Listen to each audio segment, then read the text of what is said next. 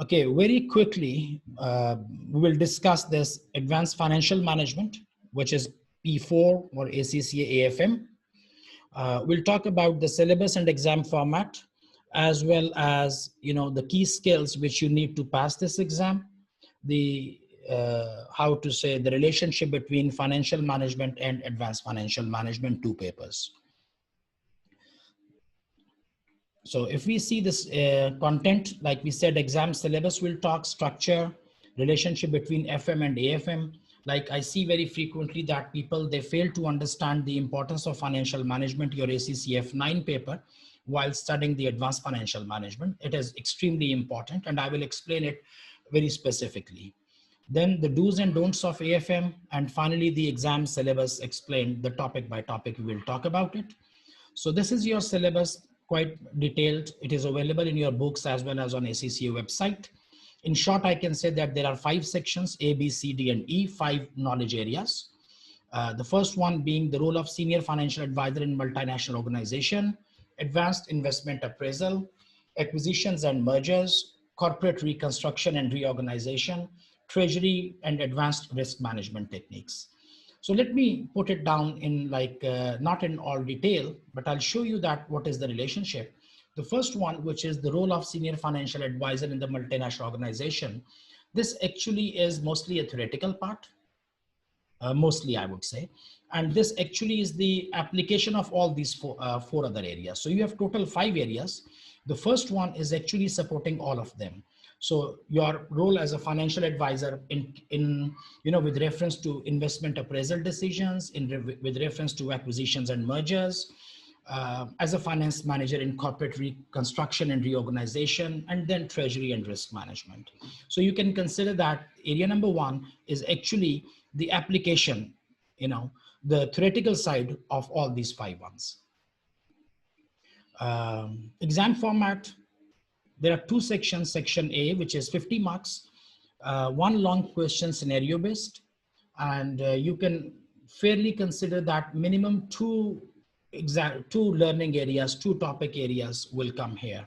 It will never be with reference to just 1 section, exam section. It will be for 2 minimum, or maybe 3. For example, there would be an corporate reconstruction is happening, as well as probably investment appraisal is going on, or maybe an investment appraisal thing with acquisition. And then section B is also for 50 marks, and you have 2 questions here of 25 marks each. And it is numerical and discursive parts are almost of the same importance. So none of the questions in AFM is 100% theoretical. Every question will have some calculation. So 3 questions we are talking about.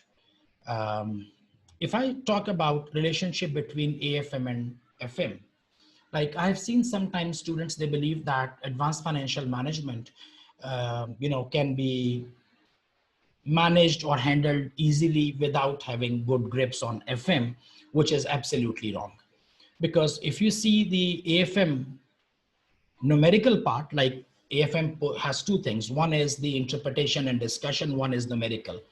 If you talk about the calculation and numerical part, most of that is coming from F9. Most of that is based on F9.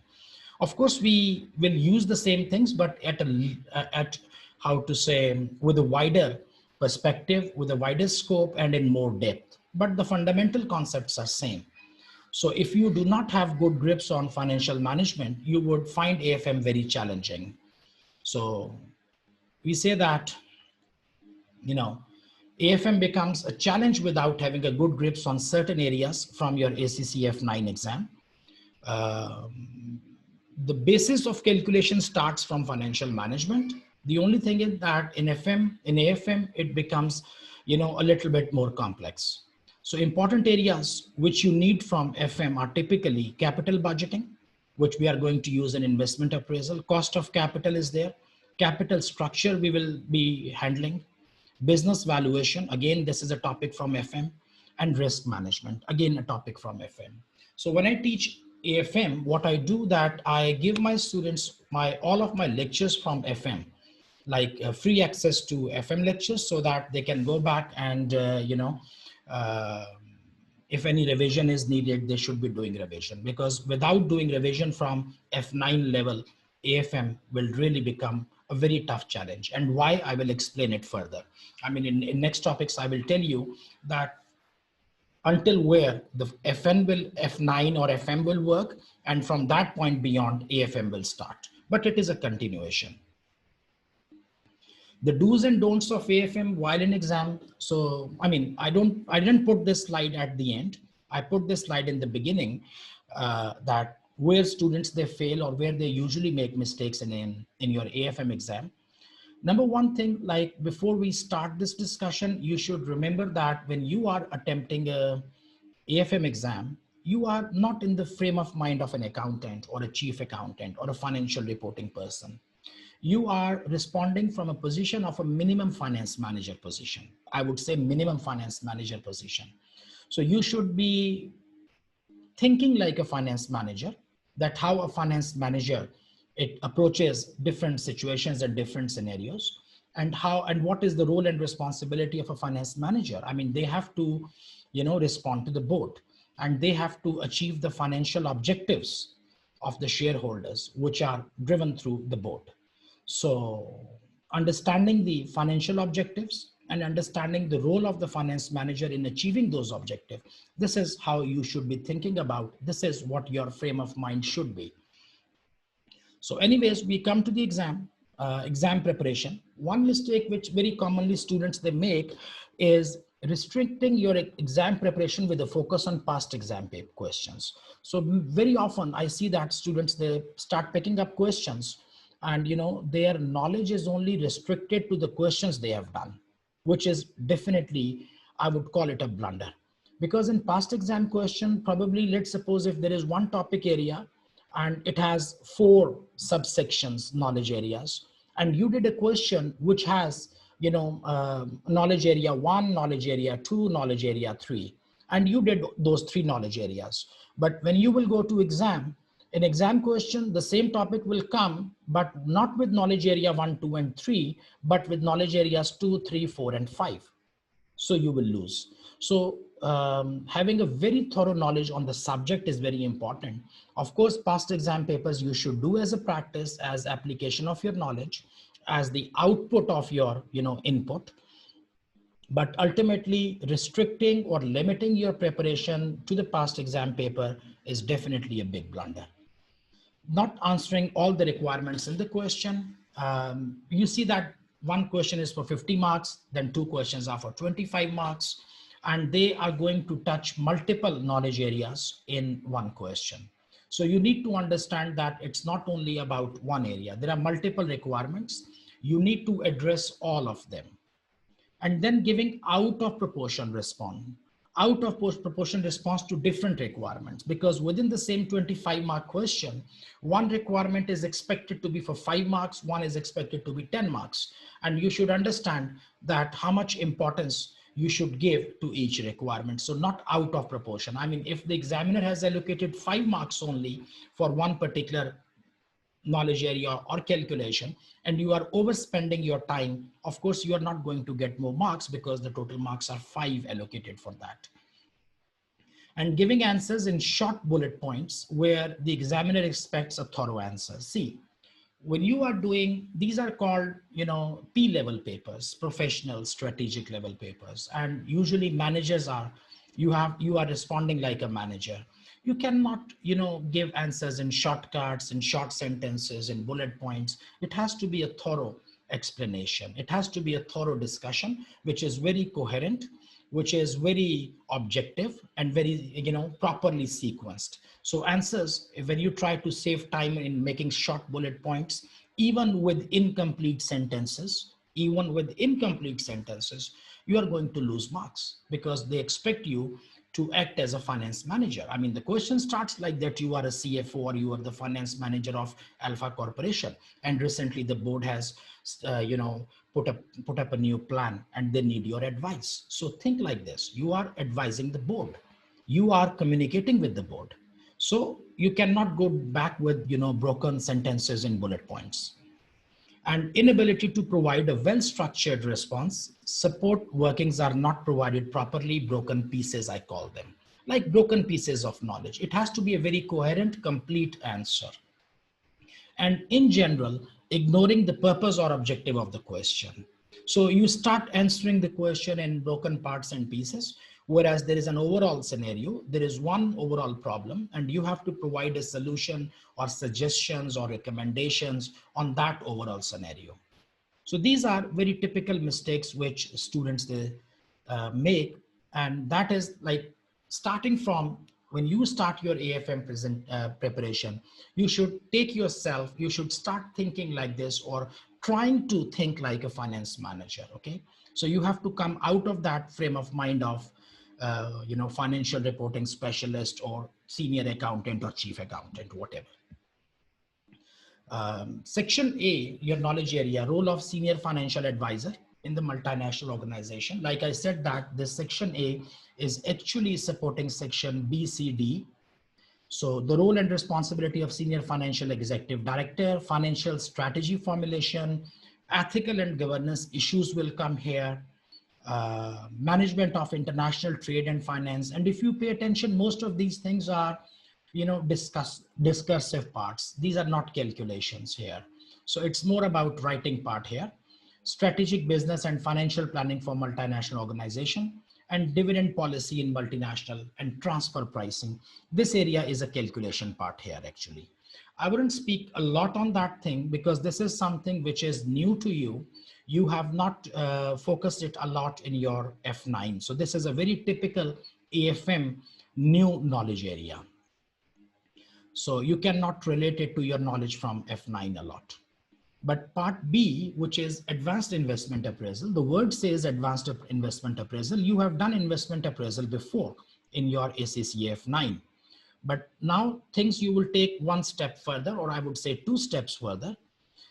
For example, discounted cash flow techniques. So when you were doing your F9, you did learn discounted cash flow. But what you did FCF. We call it there are two types of cash flows, FCF, which is cash flow to firm, free cash flow to firm. And then you have FCFE, free cash flow to equity. So in AFM, we will also learn FCFE. So if you remember from your past knowledge that you calculated the cash flow and you discounted it with the cost of capital because that was FCF. But in AFM, we will also do free cash flow to equity, and then we will not discount it with cost of capital, but we will discount it with the cost of equity. So this is like one step further in AFM. Then we will talk about application of option pricing theory in investment decisions, how to price the options, and we'll learn about the Black-Scholes model. We'll talk about D1, D2, N, and that's a little bit more technical thing. Option pricing, and I would say that it is one of the most technical areas in that investment appraisal part, and you have no clue about that in past. I mean, you heard a little bit about options from your risk management section when you learned about derivatives, like if you remember future forward options and swaps, but you never went in pricing the options. So this is a new area here. Impact of financing on investment decisions and adjusted present values. So financing impact on investment decisions, valuation and the use of free cash flows. So what is the concept of free cash flow? We will learn here. International investment and financing decisions. So we did our NPVs before, but what we did before that usually in F9, you had a project and they told you in exam that, the project has 3 years life or 4-year life or 5-year life. And you calculated the NPV or IRR for that particular period and you stopped. But now we say that, this project or this business is not going to finish in 5 years. It has a perpetual life. So the foreseeable future is 5 years. And for the foreseeable future, you made your forecast. But after that period, which means 5 years and beyond, it has a perpetual life. So the business will not stop generating cash. The business will generate cash even after 5 years. So we need to, this is a new concept. We did not do it in F9. That is called terminal value. So we will find out NPV based on the first 5 years and then further cash flows, which are after 5 years, which is terminal value. So this is a new concept which you will learn. Then we also did in NPV in F9, but this time we are going to see the differences in exchange rates because you are investing in a project in a different currency. So how it is going to impact your investment decision, the changes in the exchange rates. Then there was one more concept that we considered that our cost of capital is same, like 10%, 9%, 11%, and we discounted 5 years straight all on that one discount rate, 7, 10, or 9%. But the thing is that in real life, your discount rates, they may change during the life of the project. So it is possible that the first 2 years cash flows have a different discount rate, and the next year cash flows, they might have a different discount rate. So the new ideas are terminal value. The new idea is about impact of exchange rate on investment appraisal, and then impact on the changes in the cost of capital, etc. So these are the things which are very specific to your AFM. But ultimately, the fundamental basis, the fundamental knowledge is the same, which is coming from F9, NPV with probability analysis, with taxation, and with NPV with inflation, etc. So you brought up that knowledge from F9, and then you start building for your P4. This is your second area, which is very important. Then you talk about acquisitions and mergers. We have the knowledge about business valuation. We know that different forms of valuations we do, and we will continue with those things. But here we will talk about the strategic side of the valuation.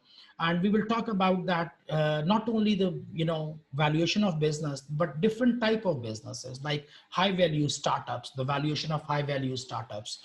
We'll talk about the, when you do valuations, so problems of overvaluation. We will talk about, synergies when you create, like when you are doing some merger or acquisition of another business, which is into a similar line of business as yours. So probably you will get some synergies. So synergy, how do you say? Synergy is like 2 plus 2, 5. Individually, this is 2, this is 2. You make it together, it becomes 5. So that one extra is the synergy. So what type of synergies you get? You get synergies in revenue, you get synergies in cost, you get synergies in financing. So different type of synergies, like synergies in your capital structure. So we will calculate that value of synergy, like as a result of acquisition, two individual businesses, you made them mergers, there is some merger, there is some acquisition, and the overall value of the company, it increases. Or as a result of acquisition or merger, what will be the impact on share prices of these two companies in the market? So this is a little bit one step ahead. Before in your F9, you were calculating price of one share or price of one bond. And then, based on that one share, you were calculating the value of the business. So that was basic, but this is advanced. Then bond, I just mentioned. So in F9, you calculated the present value of the bond, IRR of bond, the debt, redeemable, irredeemable, whatever. Here we are going to calculate the, not only, because in F9, we said that the bond has a life 5 years. That was maturity 5 years. We never discussed about duration of the bond.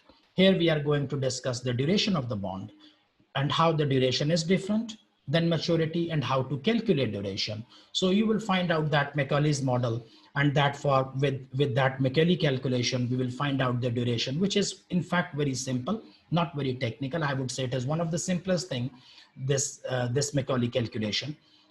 If you know it's mathematical logic. So once you know mathematical logic with the discounted present value thing, you can derive that formula yourself. You do not even need to remember it. You can write it down yourself. Part B, then we have here, corporate reconstruction and reorganization. So, this is about, again, a strategic part, corporate reconstruction and reorganization. Financial reconstruction is possible, business reorganization is possible, and the impacts because of the financial and business reorganization, the, how to say, impact in the market, the reaction of the money market and the capital market to your financial instruments and so on. So this is one area we are going to discuss. And then treasury and advanced risk management techniques. Again, we discussed this thing like derivatives, hedges. We did hedging, we used our FRAs, forward rate agreements, and options and swaps. This time we are going to discuss it in more detail. Idea is same, derivative for, mitigating interest rate risk or mitigating the exchange rate risks. But we will use more instruments, and we will use them in more depth. So we'll talk about the use of financial derivative to hedge against forex risk or interest rate risk, etc. And the role of the Treasury in general. So this is your like 5 syllabus areas. Now, how would I say this AFM? It's, if you ask me, it is not the most difficult papers. I mean, if you talk about the professional level papers, SBR and SBL, I would rate them more difficult in the sense that their scope is very wide and you cannot predict the exam. In AFM, actually exam can be predicted, and a lot of knowledge is coming back from F9 and you just have to build up on that.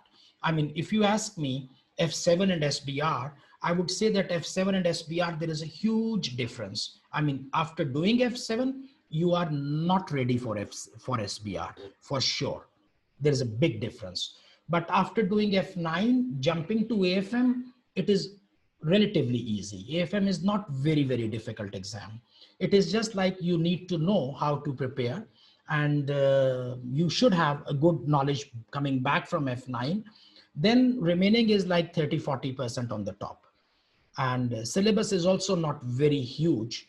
I mean, when I suggest my students how to prepare, many students I see that they take SBR straight away, which is a mistake.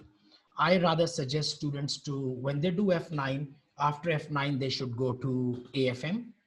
Then they should take Advanced Audit and Assurance, AAA. After that, they should go for their SBL and then keep SBR in the end. If you keep SBR in the end, your pass rate of SBR will definitely be better. Many students, they make a mistake, they come to SBR straight away. Anyways, we are talking about AFM, so it's not really very difficult. You need to have good grips on FM. And just after that, 30–35%, you have to build up the new things. It's not huge difference. So we will finish with this thing. If you have any questions, you can write me an email at office@vls-online.com, or you can visit our website for more information. So good luck with your AFM exam preparation. If you want to join our group for December, we are starting a group for December 2020 for AFM. You are welcome to join us. We are going to have live sessions, and those live sessions, like I said, that we will be focusing on theoretical part a lot, and then of course the practice exam sessions. And all the students who join AFM, they will get free access to F9 as well. So they will get free access to all of the F9 areas so that they can, you know, how to say, go back and make a revision on those topics. So that's all for today. Good luck. And I wish to see you in our next preparation group.